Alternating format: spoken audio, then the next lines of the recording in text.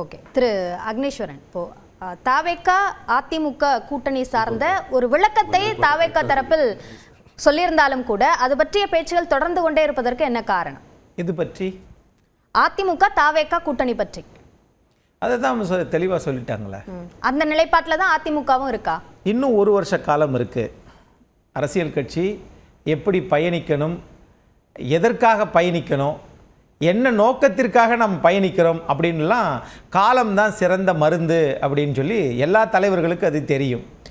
இங்கே தாவேகாவினுடைய தலைவர் நடிகர் திரு விஜய் அவர்கள் சொன்ன அந்த வாக்கியம், அந்த அறிக்கையிலிருந்து 1967 பேரறிஞர் அண்ணா ஆட்சியை பிடித்தார்.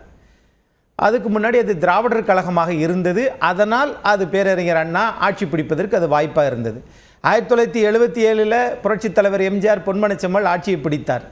அவர் திமுகவில் இருந்தார். அதனால் அது பயனாக இருந்தது. தனியாக தூக்கி வெளியே போட்டாங்க. அது பொதுக்குழு உறுப்பினர்கள் பல பேர் அவரை ஆதரிக்கல. அதனால் தனி கட்சி ஆரம்பித்தார். அதனால் திரைப்பட நடிகராக இருந்தாலும் திமுகவில் அவர் ஆற்றிய பணிக்காக வெற்றி பெற்றார். இப்போ அதே மாதிரி இங்கே பவன் கல்யாண் இங்கே ஒரு கட்சியோட கூட்டணி வச்சு தான் இன்னைக்கு வந்திருக்கிறாரு.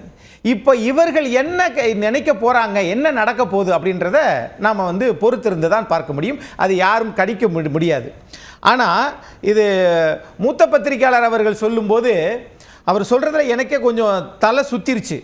எப்படின்னா, அதிமுக ஊழல் கட்சி அப்படின்னு அவர் சொன்னார். அப்போ திமுக ஊழல் இல்லாத கட்சியா?